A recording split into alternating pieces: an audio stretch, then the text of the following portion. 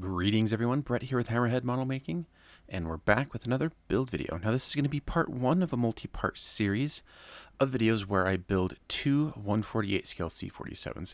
For this project I have chosen to use a Monogram C-47 as well as a Trumpeter C-47. Now the Monogram C-47 was originally tooled in 1978. The Trumpeter release is a little bit newer, so it'll be interesting to compare essentially 40-year difference in model making technology and things like that. And you'll also notice in the upper left-hand corner of the screen that I will make sure to notate which kit you are looking at any given period during the video. It's going to be fairly easy at the beginning because the Trumpeter kit is gray and the Monogram kit is green. But once we start getting into paint, things are going to be a little bit more confusing as to which is which. So starting off, we're going to go ahead and unbox our kits. Now I will be using some aftermarket stuff for the Trumpeter kit, and for the Monogram kit, I'm basically just going to be building it out of the box.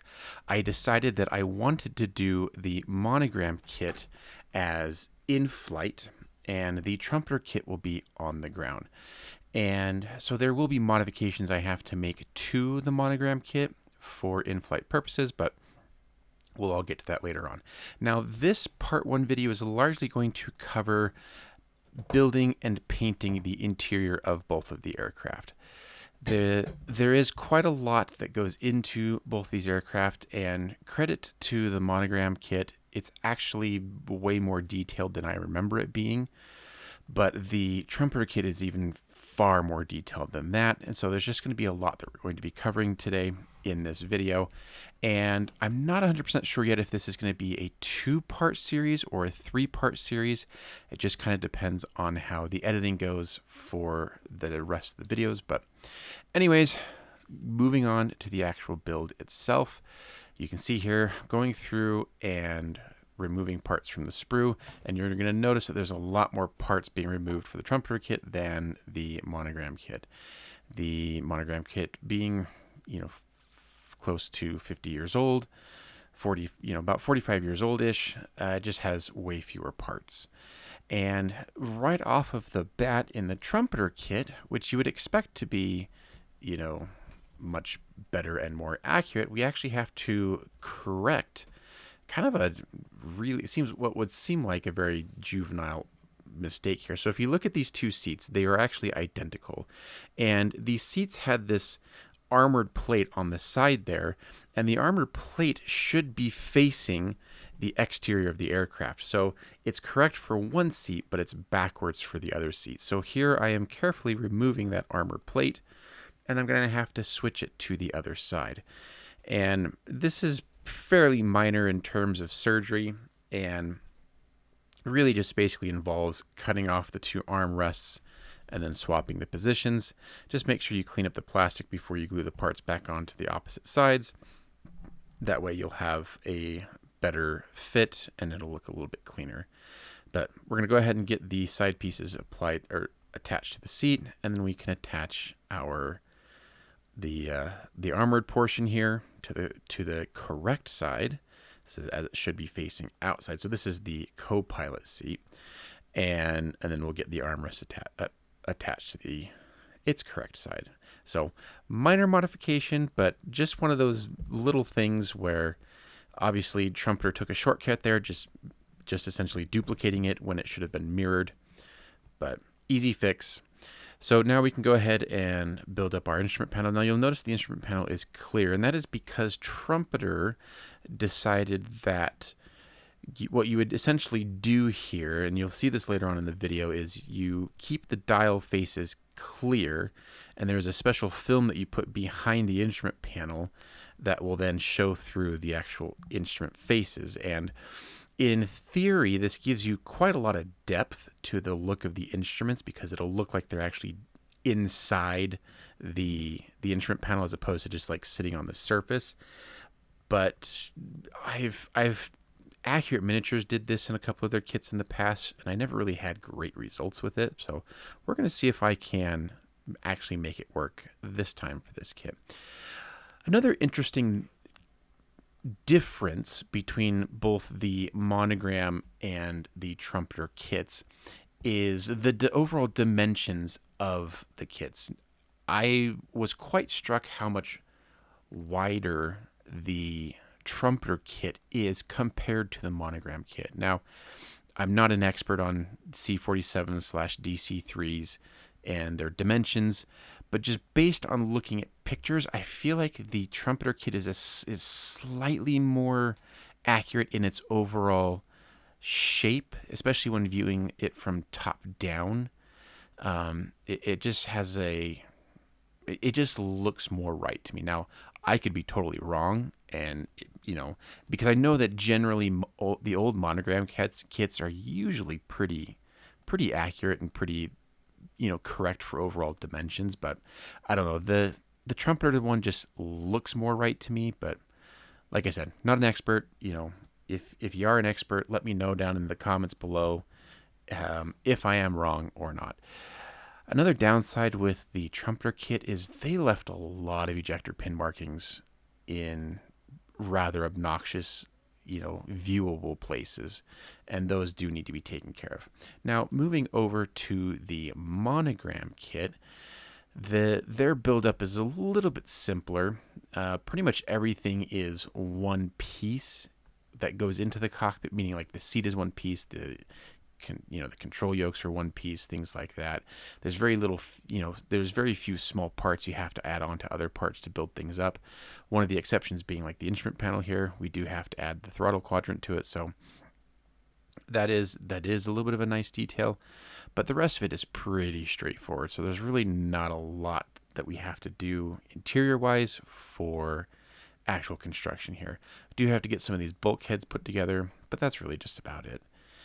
But that said, there's still a fair amount of detail that we are putting into the Monogram interior, and which is kind of one of those funny things that a lot of modelers seem to.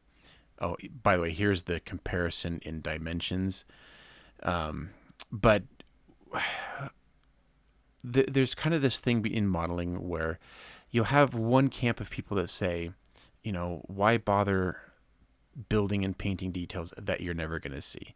Case in point, the Monogram interior, pretty much everything behind the cockpit bulkhead up to the actual like cargo compartment bulkhead, so it's like the radio navigators area, you're never going to see at all. It is virtually impossible to see in there. There is one window, the navigation dome on top, that would potentially give you access into that compartment, but otherwise it will be gone forever once the aircraft is put together. So a lot of people say, well, why bother building and painting that detail anyways? And I legitimately believe that is a valid concern. And I think it comes down to obviously personal preference, but also how well do you want to utilize your time? For many people, getting time at the workbench is a premium, right? They have families, they have jobs, they have, demands on their time. And so they may only get 15 minutes at a time a day, 10 minutes a day, 30 minutes a day to work at the workbench. And so why waste that time building or painting something you're never going to see? So I think that's really what it comes down to. For me, the time is well spent, because even if it's not visible in the end, it's still practice for me, and it's still experience that I get. And just, even if it's just 30 minutes, that's the 30 more minutes of time that I am practicing my craft and honing my craft. So there's my little soapbox spiel. Now, like I mentioned before, I am building the Monogram kit in flight. So I rescued some pilots that I had modified for an old B-17 project decades ago. And I no longer have the B-17, but for whatever reason, I kept the pilots, and which worked out great, because they're going to find new life in this project here. So basically what I'm doing at this point is just trying to modify the figures, which had already been heavily modified before. so that I can fit them into the cockpit. Now, the one figure, the co-pilot figure that I already have seated in there, he pretty much just dropped in. And it's great because he's in this great position where he's kind of like looking. He's got basically his hands almost on the control yoke. He's got a clipboard in his hand, kind of looking up. And then the other guy, the pilot, that's one I modified from a couple of different figures. Like the torso is from one figure, the arm is from a different one, and then the legs are from a different figure. But I kind of decided to have him essentially like holding onto the control yoke and then like reaching up to flip a switch or something on the overhead panel. So really happy with how those figures, how they fit, and once you see them in the painted cockpit, I think you'll appreciate and agree that they look pretty good. Now at this point, we're going to go ahead and start preparing the fuselage halves for painting, and that's going to involve installing the cargo doors. Now they had the larger doors, the clamshell doors, shut, but you'll notice here that they have the smaller door open, and it was actually completely removed for airborne operations, and that would be the door that the airborne troops would jump out of. And the trumpeter parts all fit pretty well, no complaints there. The monogram parts, on the other hand, for one thing, I had to cut the part out, which is kind of a pain, and I ended up breaking it.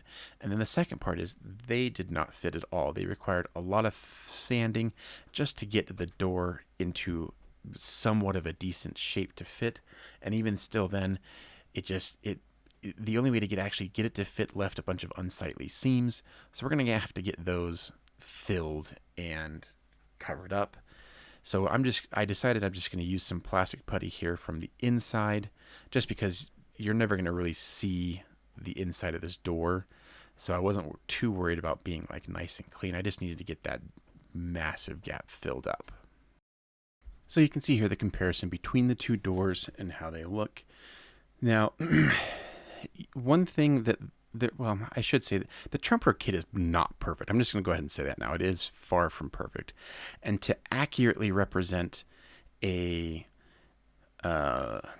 C-40, like a D-Day C-47, we need to fill in this window. So if you look at the C-47A as they appeared on D-Day, there was no window right next to the door. There was a gap there. Now, if you were doing like the passenger version of the DC-3 or later variants of the C-47, this window might be there. But on D-Day C-47s, it did not exist. So I put in the original plastic clear part, and then I covered over that with some UV curing clear resin. I mean, you could use any color resin here, but once that cured, I was able to sand that smooth and really get that panel blended in with the rest of the fuselage, and it ended up just looking like any other panel. So pretty happy with this little fix. It's pretty straightforward and easy. I mean, at the very least, you could just put the panel in, or like the clear part in, and then paint over it and be done, but I really wanted to try and get it to blend in with the rest of the fuselage and actually look nice. So at this point, we're ready for paint. So I'm going to go ahead and get all of our parts prepped for paint, and basically that just means using a lot of poster putty to get these stuck to popsicle sticks so that I can easily handle these and paint them. And sometimes it can take a while, and trying to keep everything organized, especially when you're doing two builds of the same airplane from different manufacturers from essentially different centuries. That's weird to say. Just gotta make sure you're keeping everything together and in the right place. And especially once you start getting paint on it, it all starts looking the same. It can get a little bit more confusing, but overall it's not too difficult. So yeah, we're just going through here. So we just did all the trumpeter parts. Now we're gonna get all the monogram parts all together and ready for painting. For the most part, they're pretty easy to, most of the pieces have a obvious and logical way to get them to stick onto the popsicle stick for painting. There were just a few that were a little harder. Now, as I mentioned before, the trumpeter instrument panel, you're supposed to keep the instrument faces clear while painting the rest. So here I'm just using some liquid mask and a sharpened wooden dowel to apply the liquid mask directly into the instrument bezels. And it wasn't terribly difficult to do this. It just takes a little bit of time. You just got to make sure that it's nice and round, and you got the full instrument face filled with the the liquid mask. All right, so we're going to go ahead and start our painting. Now I primed everything black. Everything just got a good solid coat of black primer. And now we're going to go through and apply random highlights with white pretty much over all of the parts. This will just help create a little bit of modulation in the color that's going over everything to help break things up and not make it so monotonous and boring.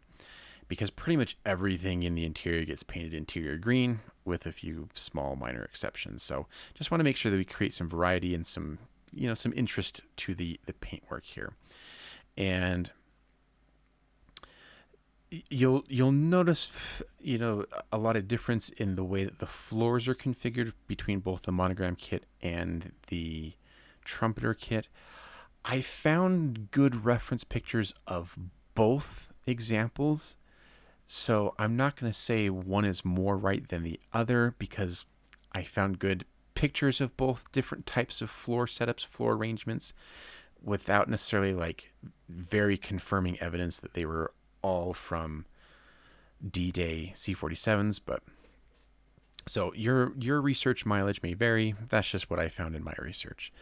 But going through, we're just going to hit all of the nice little details in the interiors so that we can create a little bit of visual interest. And now we're going to use my favorite interior green color. This is the Zinc Chromate Green from Ammo MIG. And this is fairly thin so that we can get some of that white showing through. And we're just going to go ahead and give everything a nice good coat of the color over all the interior components. The floor, the fuselage interiors, all the little bits and pieces that we've done, all get a nice good coat. Now you just want to take your time spraying thin coats because you want to make sure that you have control over how opaque this layer is going on so that you can, vary how much that modulation shows through. And that's really just going to be based down to personal preference, what you think looks good. If you've watched my channel long enough, you know that I like to have a little bit of visual interest and kind of push it more towards being worn and weathered as opposed to brand new. But that's just my personal style, what I like.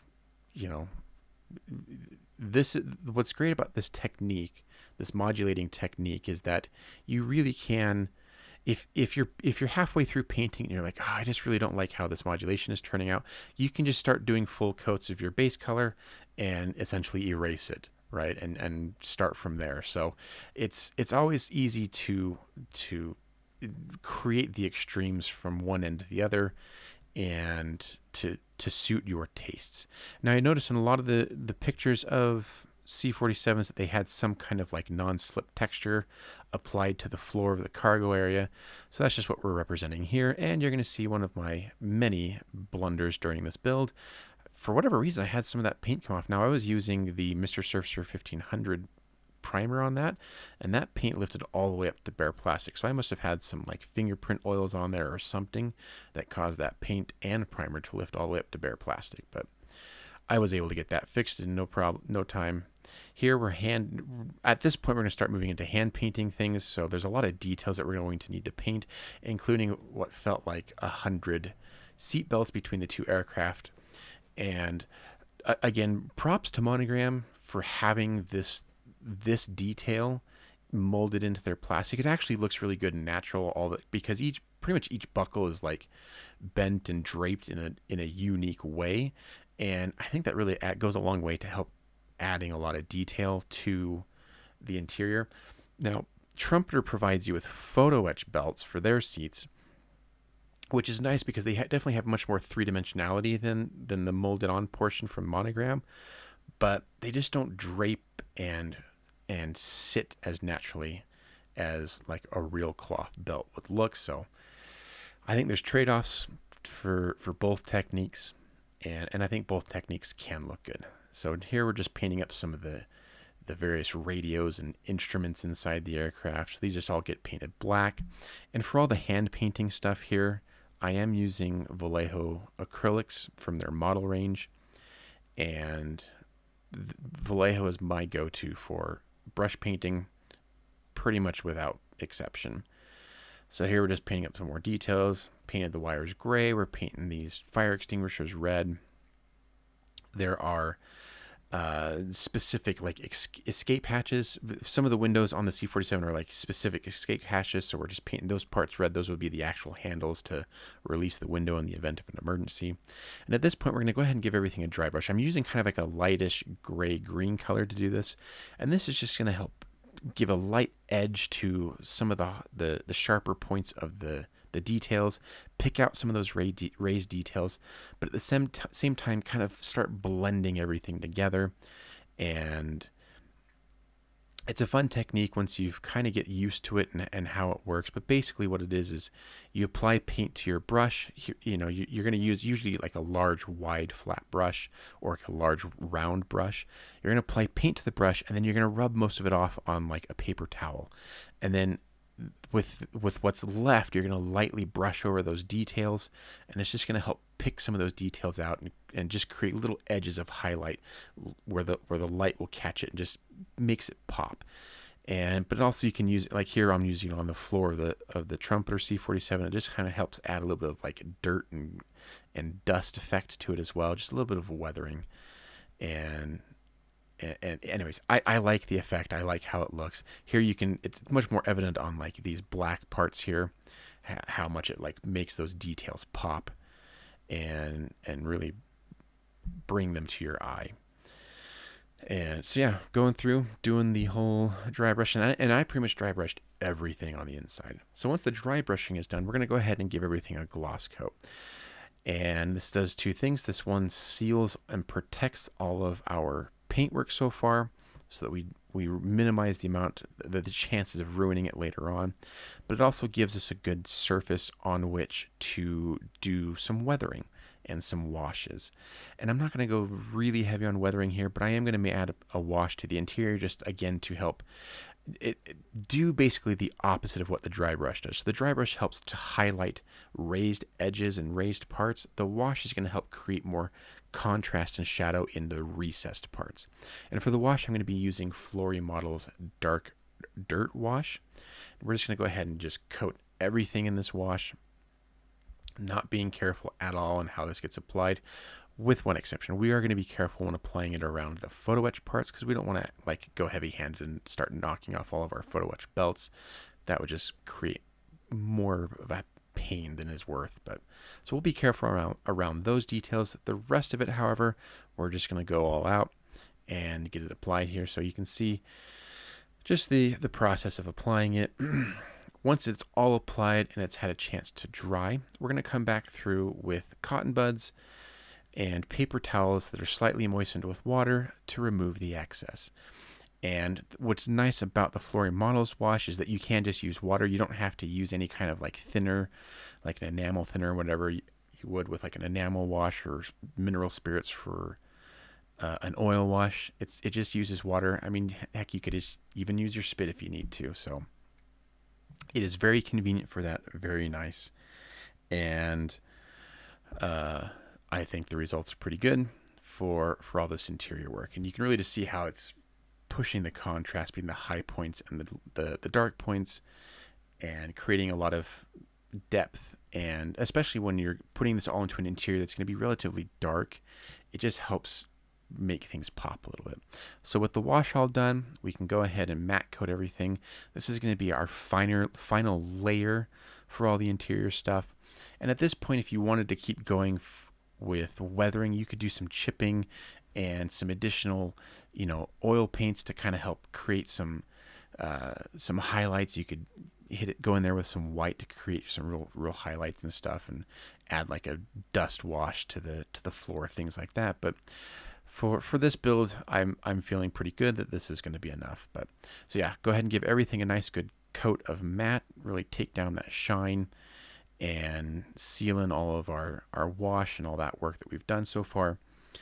And so now, with all of our layers done, I can start removing the liquid mask we applied on earlier to our instrument panel here. So I'm just using this like dense rubber.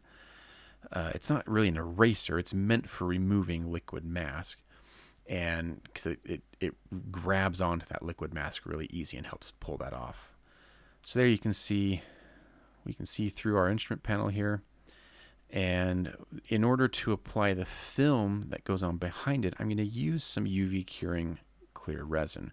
And the reason why I chose to do this is because if I use like super glue, there's a chance of it fogging and ruining the effect. If I use the white glue, it's not clear enough. So in my opinion, this was kind of the best option. So you're going to see here that the actual instrument details are clear, and when you apply them over a white background, they'll in theory they're supposed to pop and really show through. I found that they just didn't really pop as much as I was hoping.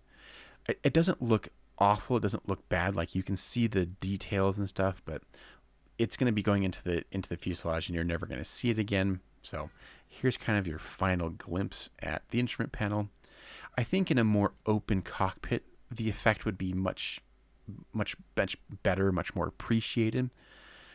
But anyways, it is what it is. And it was fun to experiment and learn and to see if it was something that I liked or not. So at this point now, we can start assembling the interiors of our aircraft. And again, we're going to be spending more time on the trumpeter portion here just because it has more details that we are putting in versus the monogram kit. But I do really like the details that trumpeter does include because they look nice. And the trumpeter clear parts are very clear, crystal clear. So there are chances that you will be seeing a lot of these details through the windows. But moving on to the monogram kit, it's interesting the way that they have the seat set up because it's kind of on these like weird angled points, and there was no like positive alignment. You just kind of had to line them up. So I'm using super glue to get these aligned so that I don't have to sit there and wait for them to dry. We can get the instrument panel installed, get that on, and start working on the navigator's console here and the radios. Like I mentioned before, there's a decent amount of detail that goes into the back here. And now we can get our pilots installed. So to get these guys installed, I'm using super glue. And you'll see here in a minute that it's just I kind of struggle a little bit with getting these in, but I do get there eventually. And again, I mean, they're not like designed for this, so it's not terribly surprising that it might be a struggle. But also, you can see there how much I had to shave off the pilot's thigh there just to get him in to sit correctly in a good position. But once they're in there, we can install the back bulkhead here, and there we go. Really love how that looks. I'm just really tickled by how well that turned out. So now we're going to go through and install the rest of the monogram interior. So like I mentioned there, like the radio room area, the navigator room area, it's really closed off once everything's all put together. You're never going to see that, but fortunately it's not nearly as detailed as the trumpeter version. Here we're going to install all of the cargo seats, and these are nice because it's just one large piece per side, whereas the trumpeter kit, you have 3 parts per side that you have to get lined up and put together. So doing the installing the interior for this one was really straightforward, and that's it. Pretty easy. Moving on to the trumpeter kit, though, you're going to see we're going to be doing a lot more work in here. And so one of the things that I decided with the trumpeter kit, in order to try and maximize the amount of detail that we would be able to see of the interior, I decided I was going to have the little side door open that will let light into this compartment, as well as the small little hatch above the pilots, have that open as well, just to try and maximize how much light we could get in there and possible visibility into there, even though I had very little illusions that we'd actually really be able to see all that much. But it's just such a nice interior that it was kind of a shame to completely hide it all away. So we can get this bulkhead installed, which has the navigator's seat, and you're going to see me struggle with this little piece here. And it's funny how like one little piece can cause so much annoyance when you're building it, and frustration just trying to get it in there and aligned.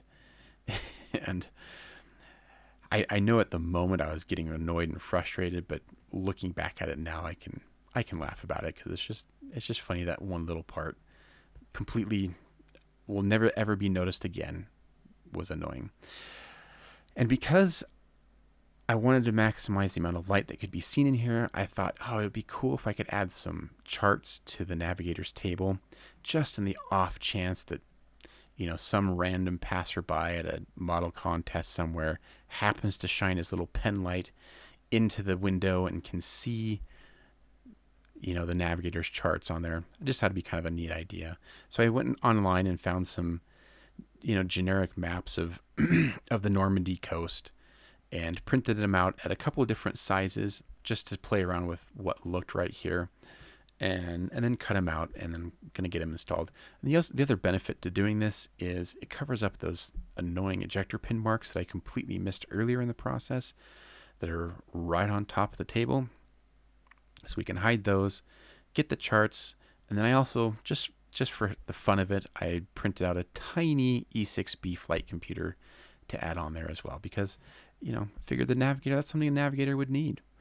So now we can get that little section installed, get that glued in. And there's another mistake. I just poured out half of my extra thin cement. This is one of those projects that just kept haunting me. So there's this upper part that goes on, and again, just kind of, there's no like positive, like, you know, joints to put that in. You just kind of have to get it pushed in and sandwiched between the two bulkheads and hope that you got it aligned correctly. Now, there is one detail that I'm going to add to, and I do this to both kits, and that is the actual line, the cable that the paratroopers would hook their static lines to for jumping out.